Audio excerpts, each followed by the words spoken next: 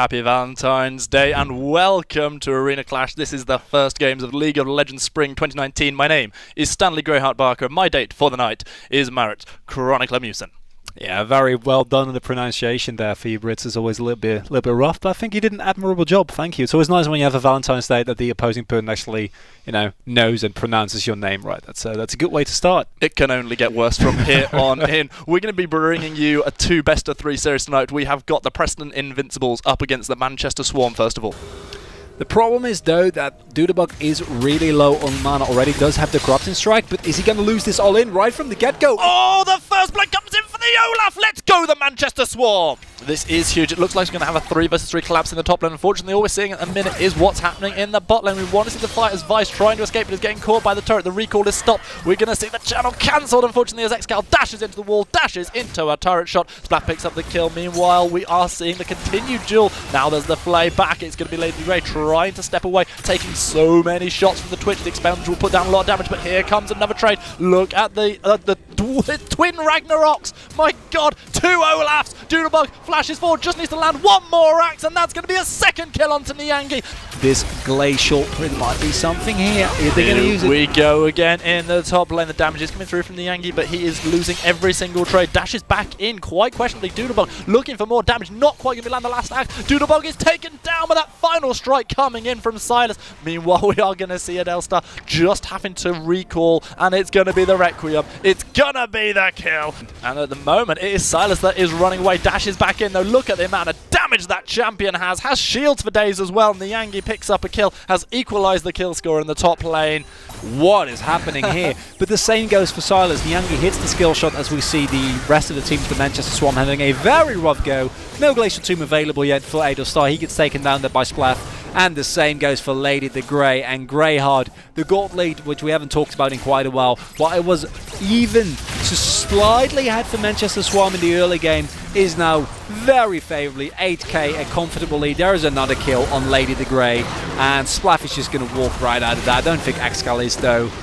Oh, Xcal drops down the 2 versus 2 going in favour. Unsurprisingly at this point are the Preston Invincibles yet again. A hook lands. Alpha Chinchilla absolutely on fire on this fresh. And there we are going to see yet another killer. Splaff goes 5-0-1 on the Luden's Echo Zoe. Meanwhile, Xcal still looking to potentially get some kind of cap. We're going to see the stun landing down onto Alpha Chinchilla. He's going to drop. No, he's not. Instead, it's going to be Xcal who goes down to get Riven. Alpha Chinchilla still alive. Lands the hook. Down goes the Twitch. The first death of the game for Alpha Chinchilla. Meanwhile, they're still deathless. Alpha Chinchilla is still deathless. It was Give Riven who had his first death. Doodlebug trying to chase him down, but the Thresh God lives.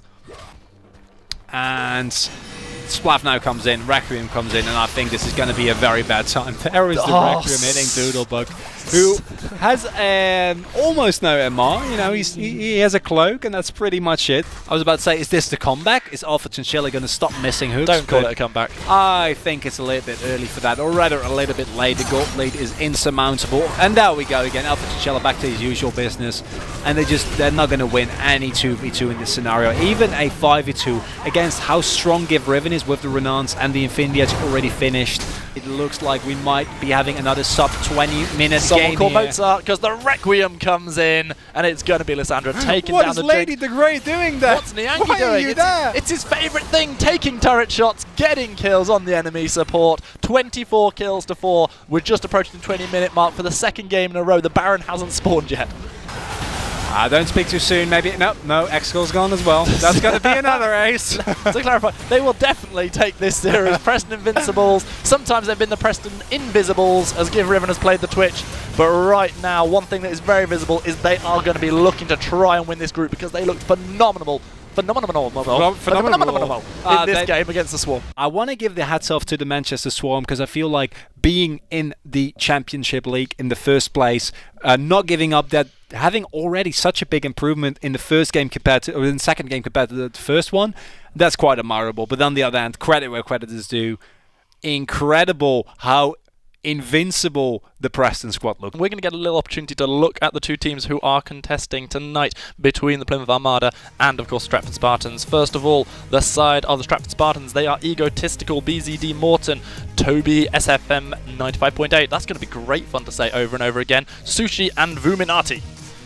And on the other hand, Plymouth are Marta. We have 3 synapses, but let's just stick with the second part of his name. So runner, it's stuck, sprinter, bombarding, and booster, as well as elite hazard, who will be subbing tonight. It looks like they are both junglers pathing really aggressively, but this is not something you want to do. Still level 1 for Astsui, and I'm quite surprised that we see this aggressive move this early. Wow, that is flash for flash. The Ignite has been put down now, and it's stuck. He's in all sorts of trouble. He's going to try and dash himself away, and it's going to be the first blood coming in. Cookie Inferno getting the first kill of the game on the Xayah.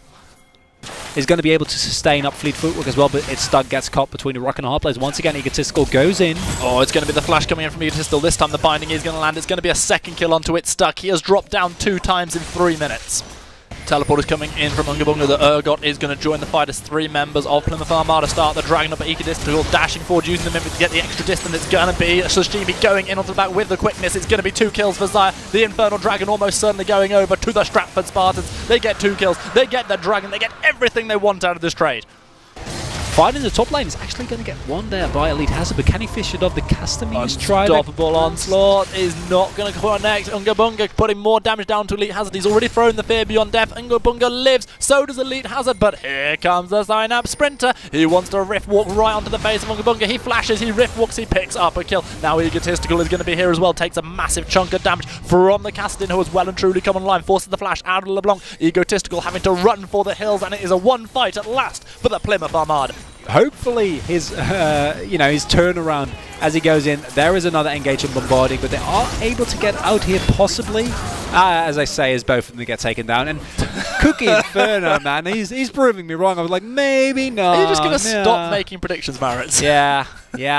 This could be one of the most crucial parts of this game as we see Sprinter getting taken down by Egotistical. It's going to be LeBlanc slaying the Castin. Herald is doing damage to people, but not as much damage as Cookie Inferno. Xayah picking up another kill, a kill for her assist as well. Sion drops down. The Herald is going to go into the pocket of Unga Bunga, picking that one. Actually, no, it's going to be Sashimi. Gets his reward for 8 assists. His team has lost an inhibitor, but is that a small gain at least for the side of Armada? Desperation I Baron. love this. I love this Desperation Baron. Because who sees this coming? They can't do Baron. They have a Caitlyn. There's no Kaiser. There's no Shred. Ivan's There's absolutely nothing. Ivan's recalling. They don't know. Their base is going to get taken down by super minions there. And they're going to go for the Baron regardless. It's up to Sprinter to keep them away from here. Because I feel like something is fishy. Absolutely no one is showing the water. They just don't have the damage whatsoever, Greyheart. It's been going for so long and only half damage down onto the Baron. Unga Bunga has joined the fight. There are so many low health bars. He's going to be able to throw the Fear Beyond Death at whoever he wants. We're going to see Sprinter going down with the Casting gone. That is a big part of the damage in the team fight. Double kill as the second carry goes down. It's going to be Xayah taking 2. LeBlanc picks up 1 kill, going to make it 2 as well. Sorry, that's a triple kill going over to the Xayah. And it's not only the base in ruins for Plymouth Armada, it is their dreams of winning this series. What you want for rushing a Baron, if you have a Kaiser there, then maybe you get away with it, but they just don't. And because of that, we're probably going to see the final push here, but I love the call from Armada. What I also love is just how incredibly well the Spartans are playing this game. At 22 minutes, the Nexus turrets have dropped. Finally, Sashimi is going to die for the first time this game. 1-1 and 16. The bold effort coming in from the Rakan, but it is the Stratford Spartans who are now pushing down towards the Nexus. The turrets are already gone. The Spartans are shouting, "What is your profession?" I told you Rakan isn't good anymore. Gets killed there. Absolutely terrible. All jokes aside, what a performance here from the Stratford Spartans. Incredible to see this type of performance, this type of dominance.